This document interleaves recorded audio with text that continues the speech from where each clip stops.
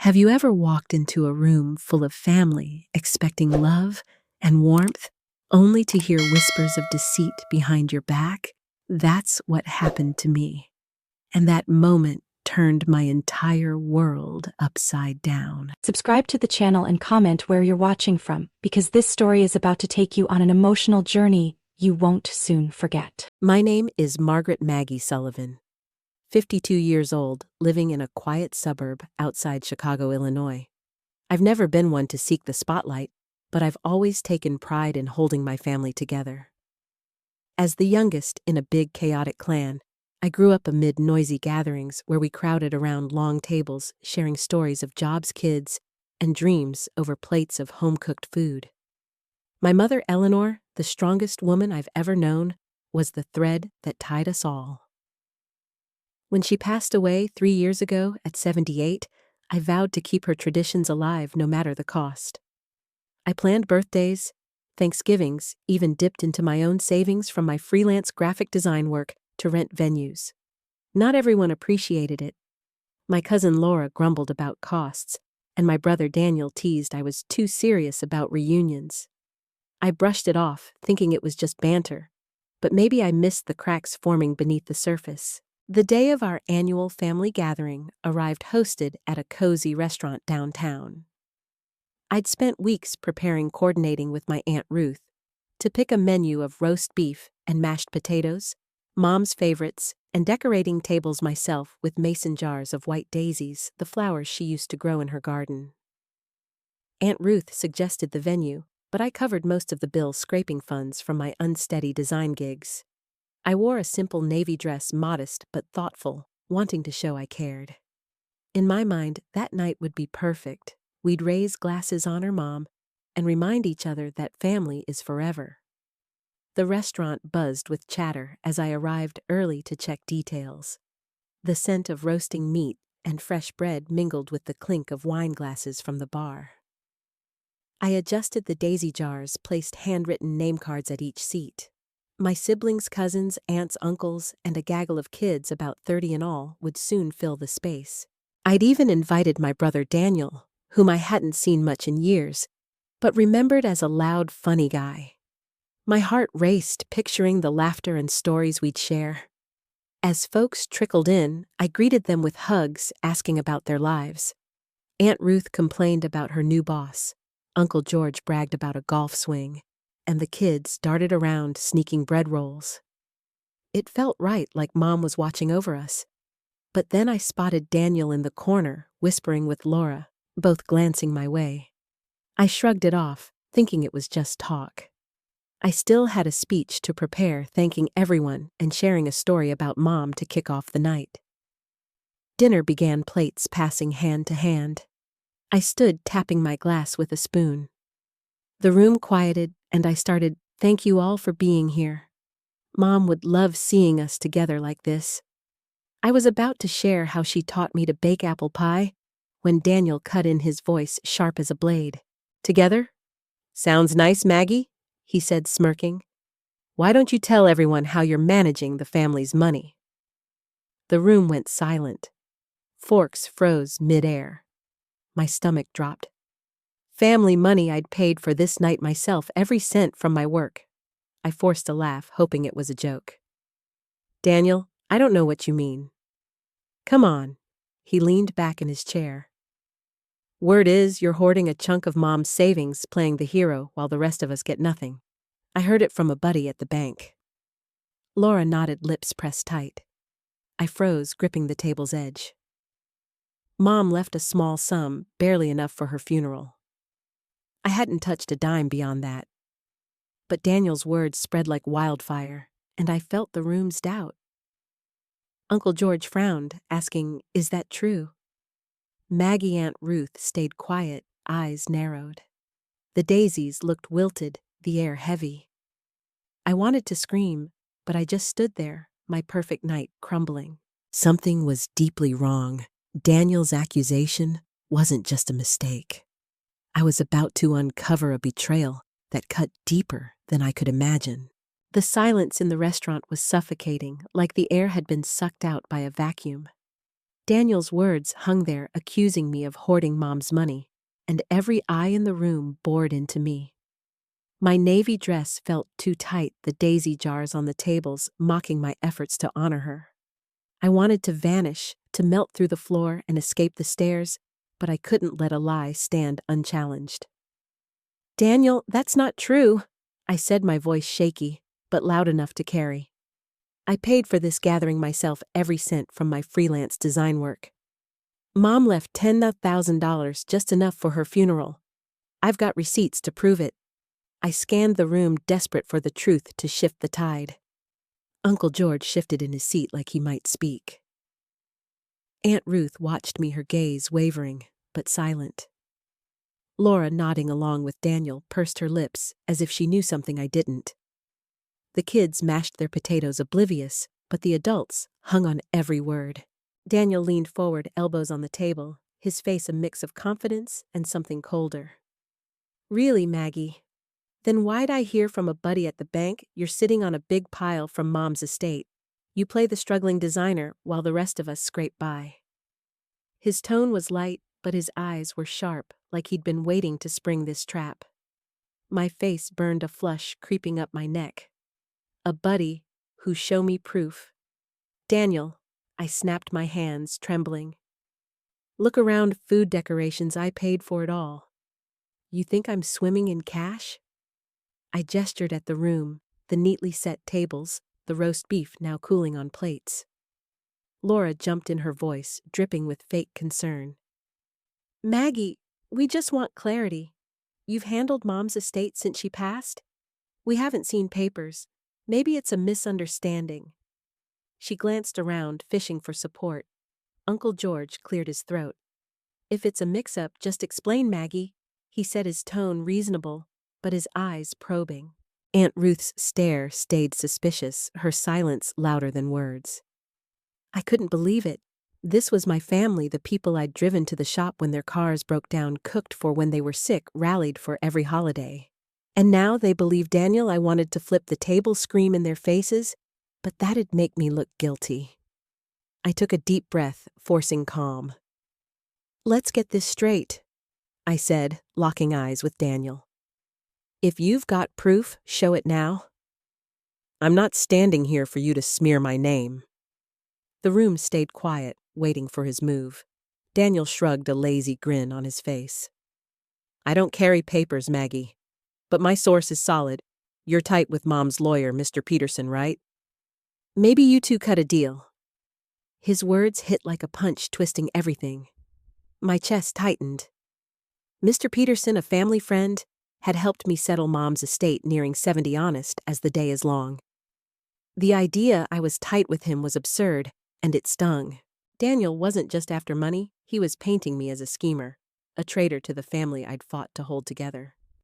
I clenched my fists, nails digging into my palms.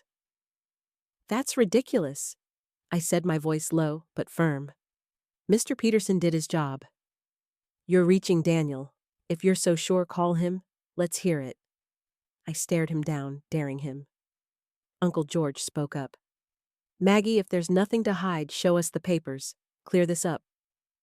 His voice was steady, but doubt lingered in his frown. I stared back, my heart pounding. "The papers are at my apartment. What, you want me to drive 20 miles and grab them now? Or should I open my home for a search?" I didn't mean to snap, but the betrayal sank in like a slow poison. A kid dropped a glass, the shatter jolting everyone. Whispers started, some folks headed to the bar for drinks, others murmured in clusters. Daniel and Laura watched me like hawks, their eyes glinting.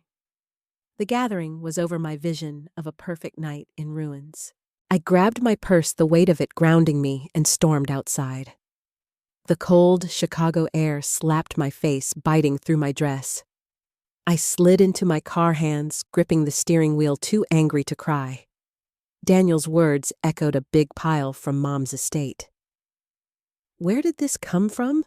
Mom was never rich, a school secretary living simply, driving a beat-up sedan. If there was a fortune, I'd never seen it. But a thought crept in, chilling me. Daniel's confidence was eerie, and Laura seemed in on it. I remembered Daniel borrowed cash from Mom years ago, rarely paid back. Laura always pried digging for gossip. Were they plotting together? I drove home, my mind spinning, the city lights blurring past. My small apartment was a mess. Design projects, family photos, bills scattered across the table. I dug into my file box, Mom's will, funeral receipts, bank statements. It was all there, $10,000, most of it spent on her service. But then, wedged at the bottom, I found a small sealed envelope stamped with Mr. Peterson's law firm logo. My hands shook as I tore it open. Inside, a brief note in Mom's familiar handwriting. "Maggie, if you're reading this, I'm gone. There's something you need to know about the house. See Mr. Peterson. Don't trust everyone." No details, just a cryptic warning that twisted my stomach. The house I thought we'd sold it to covered debts, medical bills, the mortgage. I'd signed papers, hadn't I? Now I wasn't sure. I dialed Mr. Peterson, my pulse racing, but got voicemail. "This is Maggie Sullivan. I need to talk about Mom's estate. It's urgent." Hanging up, fear and resolve battled inside me. Daniel's accusation wasn't just a rumor, something bigger was at play. Someone fed him this story, and I had to find out who. The family's doubt cut deep, Uncle George's frown, Aunt Ruth's silence, the way they turned so fast.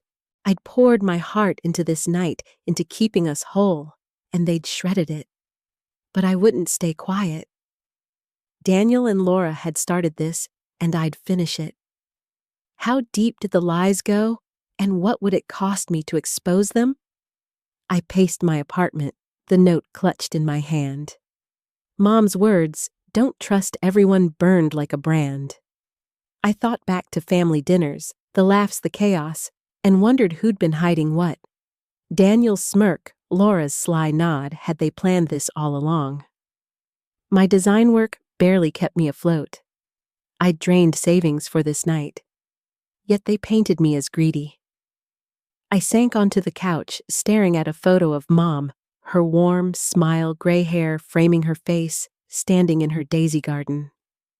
She'd trusted me to carry on, and now this. I couldn't sleep, my mind racing. Why the house? What hadn't she told me? I checked my phone, no calls. Just a late hour ticking past midnight. The city hummed outside, indifferent to my storm. I pulled out my laptop, scrolling old emails for clues. One from Laura a year back caught my eye. "Maggie got any bank statements from Mom's accounts for family records." I'd sent a few scans, thinking nothing of it. Had she spotted something? I dug deeper, finding a stray receipt, funeral flowers, $800, paid by me. Proof of my honesty. But would they care? The betrayal stung, a knife twisting. I'd always been the fixer, planning, paying, pleasing. Now I was the villain in their story. Tomorrow, I'd call Mr. Peterson, get answers. Daniel and Laura thought they could corner me, but I'd fight back. The note hinted at a secret, and I'd chase it through bank records, conversations, whatever it took. My family's trust was fractured, but I'd rebuild my truth. I lay back the ceiling, a blank slate, and vowed to unravel this. The cost, my faith in them, the warmth of those old gatherings, might break me. But I was Maggie Sullivan, 52. Not the little sister anymore. I'd face the lies and whoever stood behind them. The next morning, my apartment felt like it was closing in on me. Mom's note, "Don't trust everyone," burned in my mind, a relentless echo. I hadn't slept, replaying Daniel's accusation, Laura's sly smirk, and the family's doubting stares from the reunion. The anger sharpened into determination. I wouldn't let them rewrite my story, not after all I'd done to honor Mom. I was 52, not some naive kid, and I'd fight for the truth. I called Mr. Peterson's office at 8 a.m., my hands unsteady. The receptionist, curt and clipped, said he was booked until noon but squeezed me in. "Be here by 12:30, she snapped. I pulled on jeans and a gray sweater, grabbed my keys, and tucked Mom's note and the file box into my bag. My phone buzzed, a text from Aunt Ruth. "We need to talk about the reunion. Call me." I hesitated, recalling her reasonable tone that felt like a trap, then ignored it. No distractions today. The 40-minute drive to downtown Chicago was tense, the gray sky matching my mood. Traffic crawled, red lights taunting me, horns blaring, as if the city shared my frustration. I gripped the wheel, my knuckles white, replaying last night. How had it gone so wrong? I'd poured my heart into that, gathering my savings, my time, only to be branded a thief. By the time I stepped into the sleek law office lobby, my nerves were taut as a wire. Mr. Peterson greeted me with a warm handshake, his gray suit crisp, his face lined with years of wisdom. "Maggie." "It's been a while," he said, leading me to his office. "What's this about your mother's estate?" I handed him Mom's note, my voice steadying as I recounted the reunion disaster. Daniel's claim, Laura's backup, the family's suspicion. I thought the estate was settled. House, sold, debts paid, $10,000 left to me. Why's Daniel saying I'm hiding money? My hands clenched in my lap, the weight of it all pressing down. Mr. Peterson read the note, his face hardening as he adjusted his glasses. "Your mother was careful," he said slowly. "The estate's more complex than you knew. The house wasn't sold, Maggie. It's in a trust in your name. Eleanor insisted on secrecy even from you until the time was right." He paused, meeting my eyes. "She wanted to protect you." I blinked, trying to process. Would I signed papers to sell it $150,000 for medical bills and the mortgage? My voice rose and I gripped the chair's armrests, my world tilting again. "You signed to transfer it into the trust," he corrected, pulling a file from his desk. "Eleanor set it up before her illness worsened. She didn't want anyone knowing, not even you, until later. The trust holds the house and a separate account now worth about $300,000 from property value and investments." He slid a document across columns of numbers and legal terms, staring back. My mouth went dry. $300,000. Mom lived frugally, bargain clothes, patched curtains, an old car that rattled. How had she hidden this? "Why didn't you tell me?" I whispered, my throat tight. "Eleanor's wishes," he replied. "She worried about certain family members, wanted you safe. The trust locks until you're 55 or opens earlier for a valid reason. This note was meant to nudge you to me if trouble came." He tapped the paper, his expression grave. Trouble didn't cover it. I thought of Daniel's certainty, Laura's knowing look. "Did they know? Did you tell anyone?" I pressed, leaning forward. He shook his head. "No, Maggie. If they know, it's not from me." He handed me copies of the trust papers. "Read these, and be careful, your mother's warning wasn't random." I left his office, dazed, the file heavy in my bag. Chicago's wind whipped around me as I stumbled to my car, my mind reeling. Mom hid a fortune, and Daniel and Laura somehow sniffed it out. I felt like I held a ticking bomb, $300,000, a house, and a family turning on me. The note's words gnawed, "Don't trust everyone." Who was everyone? Back at my apartment, I spread the trust papers on the kitchen table, trying to make sense of it. The house in Evanston, Mom's 2-bedroom with the creaky porch, still mine. The trust account held $100,000 in stocks growing over years. Mom shielded me, but from whom my phone buzzed a text from Laura. "You left last night. We're so worried. Can we meet?" The fake concern made my skin crawl. I ignored it, digging through old emails instead. Last year, Laura asked for Mom's bank statements, claiming family history. I'd sent scans, no big deal then. Now I wondered, did she spot a clue? The doorbell jolted me. I flinched, half expecting Daniel or Laura, but it was Mrs. Evans, my neighbor, holding a plate of oatmeal cookies. "You look like you haven't slept, dear," she said, her kind eyes scanning me. I let her in, and over coffee, I spilled it all: the reunion, Daniel's words, Mom's note, the trust. She listened, her gaze sharp. "Sounds like your kin are digging for what's not theirs," she said. "I saw this at the hospital. Families spread rumors to pressure heirs. Protect yourself, Maggie. Get a lawyer, not just Peterson. She scribbled a name, Susan Hayes, a lawyer she knew. Call her. And don't tell your family anything. That night, I emailed Susan attaching the trust docs and a summary of the reunion. She replied fast, agreeing to meet tomorrow. For the first time, I felt a flicker of control. But at 2 a.m., my phone lit up a text from Daniel Maggie, "You can't hide forever. Meet me tomorrow. Corner Cafe, 10 a.m. to talk about the money. Don't make me take steps." His tone was low, menacing, chilling me to the bone. I replayed it, heart pounding. He knew, or thought he did. The betrayal cut deeper. They assumed I'd cave. I wasn't the Maggie who put family first anymore, the one who'd beg for their approval. The reunion cracked something, and Mom's note lit the fuse. I pored over the trust papers, highlighting details, property deeds, account logs. By dawn, I had a plan: meet Susan, secure the trust, uncover how Daniel and Laura knew. If they wanted a fight, I'd give one. But the weight of it all crushed me. The family's doubt, Uncle George's frown, Aunt Ruth's silence haunted me. I'd built my life around them, hosting dinners, paying for unity, and they'd turned. Mrs. Evans' cookies, Susan's email, they reminded me I wasn't alone. I stared out my window. Chicago's skyline, a faint glow. Mom had seen this coming, hidden this trust, for a reason. Why the house?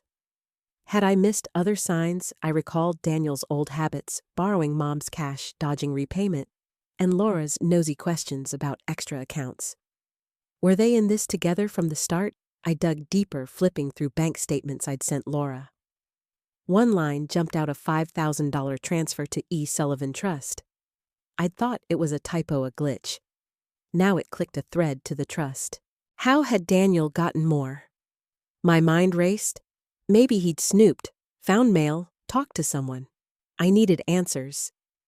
Susan would help, but the road ahead loomed. I sipped cold coffee, the papers a map of Mom's caution. The family I loved was a minefield, and I'd tread carefully. Daniel and Laura had pushed me here, and I'd push back. The cost trust memories, that warm family bond, might break my heart. But I was Maggie Sullivan, 52, forged in this mess, and I'd find the truth no matter who stood in my way. The meeting with Susan Hayes changed everything. Her office, a small but sharp space in Chicago's bustling downtown, felt like a war room. Susan, in her late 50s, had a no-nonsense air, her eyes scanning the trust documents, and my recap of the reunion like a hawk. "Your family's bullying you," she said, tapping her pen on the desk. "They've got no proof, banking on you folding. We won't let that happen." She laid out a plan: secure the trust block, any challenges, and trace how Daniel and Laura knew about it. "Move fast," she warned. "Their bold might already be plotting." Her confidence steadied me, a lifeline in the storm. I left her office, a fire blazing in my chest. Daniel's text, "Don't make me take steps," echoed, a threat that fueled me. He thought he could scare me into submission. The family's betrayal, those doubting stares, the silence, pushed me forward. At 52, I was done being the peacemaker, done begging for trust. I'd fight for Mom's legacy, for the truth, even if facing kin made every step heavy. Susan suggested confronting Daniel and Laura, but prep first. I dug through emails and texts from Laura, my hands steady, despite the nerves. A chain from 14 months ago stood out, her asking if Mom had other accounts for family records. I'd brushed it off then, but now it felt off. I checked the statements I'd sent her. One page showed a $5,000 transfer to E. Sullivan Trust. I'd thought it a mistake, but now it clicked, a breadcrumb to the trust. How far had they chased it? I called Mr. Peterson for clarity. He confirmed the account tied to the trust, set up through a small Evanston bank. "Your mother was cautious," he said. "She used a separate address, but after she passed, the bank mailed statements to the house. Daniel rented it, maybe he saw?" My stomach twisted. Daniel, living in Mom's home, had pieced it together, recruited Laura to pressure me. The betrayal stung sharper. He'd stayed under her roof, then turned it against me. Susan pushed action. "Call a family meeting," she said. Lay it all bare publicly. They thrive on rumors. Strip that away. I hesitated facing them, felt like walking into a lion's den.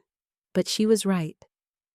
I typed a group text to the family chat meeting at my place Saturday 6 p.m., clearing up rumors. Come or don't. My fingers shook, but there was no backtracking now. Saturday arrived, the air thick with tension. I set up my living room borrowed chairs from Mrs. Evans, a pot of coffee brewing to steady my nerves. Susan arrived, briefcase ready, a quiet force by my side. They came, Aunt Ruth, Uncle George, a few cousins, then Daniel and Laura striding in with cocky grins. About 15 people filled the space, faces curious, some skeptical. I stood by the kitchen counter, trust papers stacked neatly, Mom's note tucked in my pocket for strength. Thanks for coming, I started, my voice firm. After the reunion, I owe you the truth. Daniel smirked, but I held steady. Daniel accused me of hiding Mom's money. Laura backed him. You looked at me like a thief. Here's the real story. I held up the trust documents. Mom set up a trust, $300,000, the Evanston house, and an account. I didn't know until this week. It's locked until I'm 55, and I haven't touched a cent. The room stirred. Aunt Ruth frowned. Why'd Eleanor keep that quiet? She asked, her tone sharp. Because she didn't trust everyone, I said, pulling Mom's note and reading, Don't trust everyone. I turned to Daniel. You rented Mom's house, saw bank statements, found the trust, then smeared me to get a cut. I held their gazes, my heart pounding, but my resolve iron. Daniel laughed, a harsh edge to it. You're spinning tales, Maggie. I heard a tip, wanted clarity for the family. Laura chimed in, voice syrupy. We're worried, Maggie. Maybe you're confused, I raised the statement. This $5,000 to the trust. I sent it to Laura last year. You two built a lie-turned family against me, hoping I'd crack. I faced the room.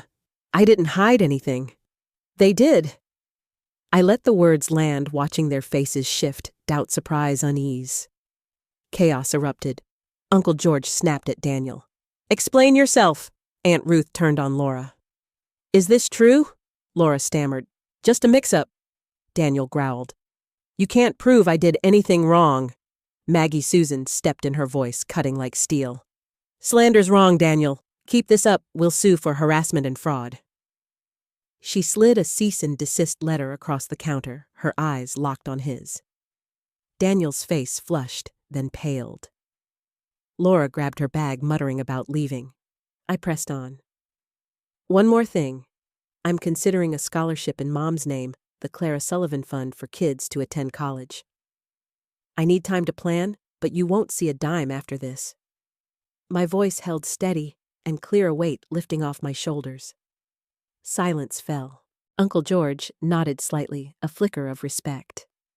Aunt Ruth looked ashamed, eyes down. I felt it, the tide turning. Daniel and Laura's grip slipped. Susan gave me a subtle nod, a sign I'd done enough. The room emptied slowly, murmurs trailing behind. Daniel pulled me aside, his voice low. You'll regret this, Maggie. I met his stare. We're done here, I said, walking away. Laura slipped out quiet as a shadow. I closed the door, hands trembling, but mind clear. I'd exposed the lies, shielded Mom's legacy. Susan packed her bag, saying, Solid work, Maggie. They're rattled, but stay sharp. I nodded, adrenaline fading to exhaustion. The room felt empty, chairs from Mrs. Evans' coffee gone cold, but I stood taller. Daniel's threat lingered, a dark promise. The family rift widened, a chasm I couldn't bridge, but I'd won this round. I sank onto the couch, Mom's note in hand. Her words had guided me here through the fire of betrayal. I thought of her tending daisies, scrimping to build this trust, protecting me from vultures like Daniel. The confrontation shook them, but I knew they'd regroup. I glanced at Susan, the borrowed chairs, and felt a spark of strength. At 52, I'd faced my kin, stood my ground, and claimed my truth. The war wasn't over. Daniel's parting shot promised more, but I'd fought for Mom for me. The cost was steep, but I was ready for whatever came next. The air in my apartment felt lighter after the meeting, but the victory left a bitter taste. I'd exposed Daniel, and Laura held up Mom's note like a shield and turned the family's doubt back on them. But Daniel's parting threat, "You'll regret this," gnawed at me. I knew they wouldn't back off easily. At 52, I wasn't the Maggie who crumbled at the reunion, but the scars of betrayal lingered. I'd fought for Mom's legacy, and now I'd protect it and myself. Susan stayed her eyes scanning her notes. "You did well, Maggie?" she said, zipping her briefcase. Daniel's shaken. The cease and desist spooked him for now, but he might try something sneaky. "Keep your eyes open." She handed me a list. "Change the locks on Mom's house, monitor the trust accounts, log any contact from Daniel or Laura. Don't face them alone," she added. "Call me if they reach out." Her steady voice anchored me, a guide through the chaos. I nodded, grateful for her clarity. Susan was my rock in this mess. As she left, exhaustion mixed with a lingering buzz of adrenaline. I'd taken control, but the family rift was a raw wound. Aunt Ruth hadn't apologized. Uncle George wavered, and the others slipped out quietly. Mom's words, "Don't trust everyone," felt like a map guiding me through the wreckage. The next morning, I drove 30 minutes to Mom's house in Evanston, the sky a pale gray. The two-bedroom home, white paint, peeling lawn, overgrown, looked smaller than my memories, faded by time. Daniel had rented it cheap, $800 a month, because Mom wanted to help family. Now I saw he'd exploited her kindness. A locksmith Mike met me there, tools in hand. "Trouble with a tenant, huh?" he asked, eyeing the door. I nodded, keeping the story short. He swapped the locks in an hour, the click of new bolts a small win. Inside, the house smelled of stale air and cheap air freshener. Daniel hadn't cared for it. Stains on the carpet, a cracked kitchen tile, junk mail piled high. I sifted through it, finding a bank statement for E. Sullivan Trust showing $102.34. Daniel had seen this, spun his lie. I stuffed it in my bag, anger flaring. Mom's home, her sanctuary, defiled by his greed. Susan called as I locked up. She'd spoken to the bank. Daniel tried accessing the trust account 2 weeks ago, claiming to represent me. The bank alerted Mr. Peterson, who'd been delayed by a busy schedule. He was desperate, Susan said. "We've filed a fraud report to block him." The news shook me. He'd tried to steal outright. I thanked her, my resolve hardening. I wouldn't let him touch Mom's legacy. The backlash came fast. By Monday, my phone flooded with texts from relatives. "Why'd you come down on Daniel? He's family." Laura spread a tale I was cutting everyone from the estate. Cousin Rachel texted, "You act like you're better than us." Eleanor would be ashamed. I wanted to fire back, defend myself, but Susan's advice held, "Log it, don't respond." I screenshotted each message, sent them to her, my hands shaking. The sting of their words cut deep. Rumors spread beyond family. A freelance client texted asking about inheritance drama heard through a mutual friend of Laura's. I forced a laugh, said it was gossip, but inside I seethed. Daniel and Laura were poisoning my name, tainting my work, my life. The isolation choked me, but I refused to break. Mrs. Evans became my anchor. She stopped by with more cookies, her warm smile a balm. "Family can be the worst," she said, settling on my couch. "My brother cheated me out of Dad's farm. I cut him off, hurt, but I survived." "You will too, Maggie." She told me about a community center where she'd found a new family of friends. "Build your circle, dear." Her words sank in a seed of hope. I reached out to Mia, a college friend I'd neglected amid family chaos. Over lunch at a diner, I poured out everything, reunion lies, the trust. She listened, squeezing my hand. "You're tough, Maggie. They thought they'd bully you, but you fought back. I'm proud." Her support was a lifeline, pulling me from the dark. We laughed over fries, a lightness I hadn't felt in months. Susan updated me the trust protection petition was moving forward, court approval pending in weeks. She'd traced an email from Daniel to a shady estate consultant asking how to challenge the trust. The reply, no legal grounds. He's grasping, Susan said. Keep those locks changed. I felt a surge of relief. His moves were failing. I met Karen, a financial advisor, to untangle Mom's investments, safe stocks, dividends reinvested. Your mom was smart, Karen said, charts spread out. This could fund a scholarship for years. Pride swelled in me. Mom, the frugal secretary, had built something lasting. I saw her vision helping others, like she always did.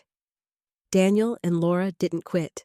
I got a letter from an unknown lawyer, claiming to represent Daniel, demanding half the trust for entitled kin. Susan scoffed. It's a bluff. This lawyer's a hack, no case. I'll handle it. She drafted a counter letter citing Daniel's fraud attempt, threatening a suit. It went out, and silence followed. I exhaled, a weight lifting. I started sketching the Clara Sullivan Fund, researching nonprofits in Mom's name. Mia offered to help fundraise, designing a logo, daisies around Mom's name. Mrs. Evans linked me to the community center, where the director loved the idea, promising to spread the word. I saw a future, a way past the betrayal. But the cost was real. Family gatherings, Thanksgiving, birthdays were done. I wrestled with it, missing Mom's warm kitchen, her laughter, but they'd trampled my efforts. I unfollowed relatives online, tired of snide posts. Aunt Ruth texted, asking to reconsider for unity. I left it unanswered. Unity didn't mean enduring attacks. Late at night, I flipped through old photos, Mom and me baking family picnics, my heart aching. Letting go hurt, but I was learning too. I drove to Mom's house again, checking the new locks, walking the quiet rooms. Memories flooded her, reading to me, planting daisies. Daniel had lived here, twisted it against me. I cleaned a dusty shelf, a small reclaiming. Back home, I met Karen again, refining the scholarship budget, $50,000 a year, for 5 students' books and tuition. The center hosted a small meet and greet. I shared Mom's story, voice steady. A teacher, Gloria, pledged to find applicants. You're doing good, Maggie, she said. It warmed me, a new bond forming. Weeks passed, the storm settling. Daniel and Laura faded, their power gone. I stood in my apartment, trust papers, filed scholarship plans, growing. The rift ached, family lost, trust shattered, but I wasn't alone. Mia, Mrs. Evans, the center, they lifted me. At 52, I saw my strength forged in this fight, standing tall. I looked out at Chicago's skyline, coffee in hand. The battle left scars, but I'd protected Mom's gift. I was building again, not for them, but for me, for her. The road ahead felt clearer, and I was ready. The months after the family meeting felt like stepping out of a storm. Daniel and Laura's schemes, the sting of family betrayal, and the weight of Mom's secret trust had pushed me to my limits. But I didn't break. At 52, I'd changed, stronger, clearer, finally free from the burden of pleasing everyone. Mom's note, tucked safely in my desk drawer, was no longer just a warning. It was a beacon lighting my path to shape a life on my own terms. Susan called with final news. The court approved my petition to control the trust. The $300,000 Mom's Evanston house and the investment account was mine to manage. I sat at my kitchen table, papers spread out, a quiet pride swelling. Mom hadn't just left money. She'd given me a chance to create meaning. I worked with Karen, my financial advisor, to plan the Clara Sullivan Fund. It would support low-income Chicago kids, dreamers like Mom once was, reaching for college against the odds. Setting it up, board guidelines, legal steps would take months, but Mia was already crafting a website, eager to share the mission. Daniel and Laura faded into the shadows. Susan's cease and desist letter silenced their schemes, and the fraud report blocked Daniel's bank grab. Through Mia, I heard he'd moved out of Mom's house, renting a cramped downtown apartment. Laura went quiet, her social media reduced to vague quotes about forgiveness. They'd lost their hold on the narrative, and I didn't care for gloating. They were a chapter I'd closed, a scar I'd leave alone. The family rift, though, was permanent. Aunt Ruth sent a half-hearted email apologizing for misunderstandings at the reunion. Uncle George texted suggesting a coffee to mend things. I wrestled with it, craving the warm days of Mom's bustling dinners. But I saw the truth: unity can't grow on doubt. I didn't reply, choosing my peace instead. I'd once chased their approval, pouring savings into gatherings. But now I knew Mom's memory lived in the scholarship and my steps forward, not in strained reunions. Mrs. Evans invited me to the community center's spring fundraiser, a lively day of homemade pies and kids racing around. I helped set tables, chatting with volunteers. Strangers who didn't know my family drama didn't judge.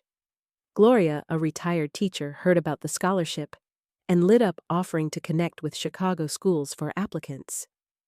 "You're making a real difference, Maggie," she said, her eyes warm. Her words hit deep, worth more than any nod from kin. This was my new circle, people who valued me for me.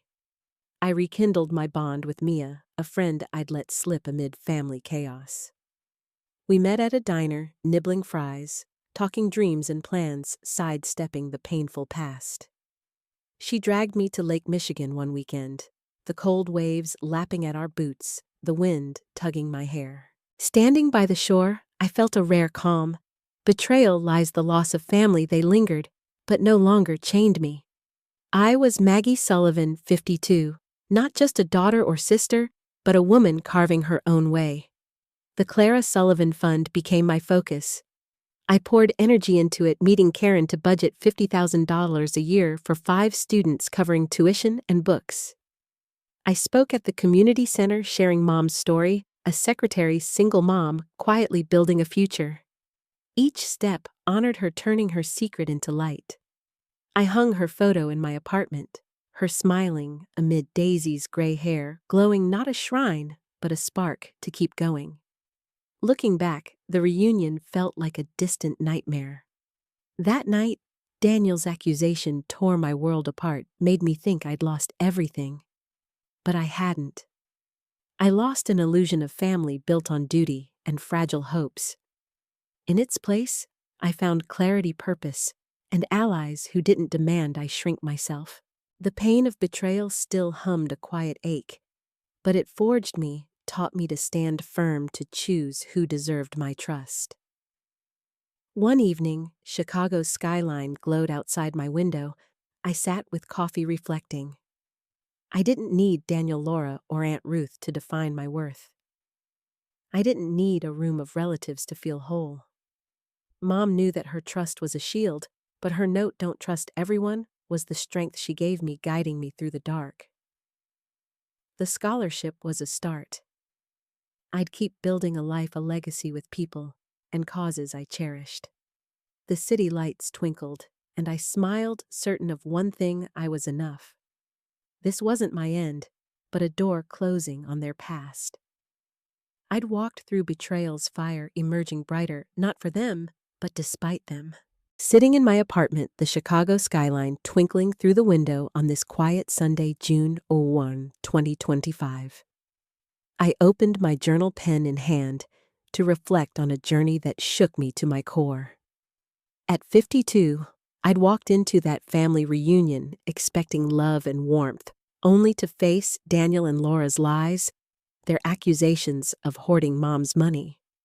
The family's doubt, those piercing stares from Aunt Ruth, Uncle George's hesitation, cut deep, a betrayal I hadn't seen coming. But through Mom's cryptic note, the hidden trust, and the battle to protect her legacy, I uncovered a strength I never knew I had. The biggest lesson hit hard: I don't need everyone's approval to feel whole. For years, family was my world, organizing gatherings, dipping into my savings as a freelance designer to keep us close, all to honor Mom's spirit. But when they turned, believing Daniel's venom, I saw the truth. Family isn't just blood, it's Mia, my college friend who cheered me on. Mrs. Evans, the neighbor whose cookies and wisdom steadied me. Gloria at the community center, eager to lift the Clara Sullivan Fund. I learned to set boundaries to let go of toxic ties even when it hurt. Mom's note, "Don't trust everyone," was her final gift, teaching me to place trust wisely to guard my heart. That fight reshaped me. I stood up to Daniel and Laura faced their schemes with Susan's sharp guidance and reclaimed Mom's $300,000 trust, her house, her savings, her quiet brilliance. The pain of losing family lingered memories of Mom's laughter, our old picnics, but I couldn't carry their doubt anymore. I'd spent decades as the fixer, the youngest sibling rallying everyone, but now at 52, I saw my worth didn't hinge on their nods.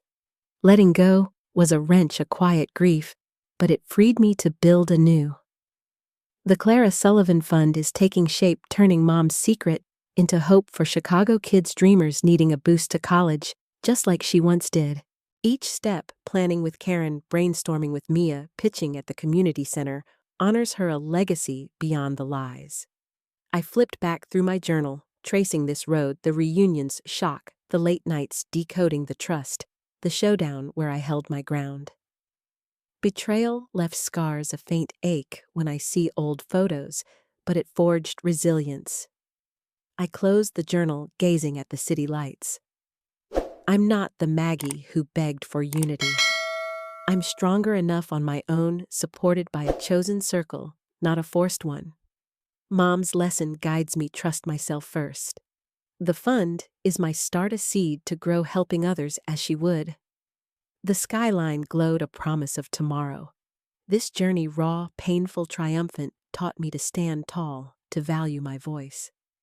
At 52, I'm ready not just to heal, but to thrive, carrying that truth forward always.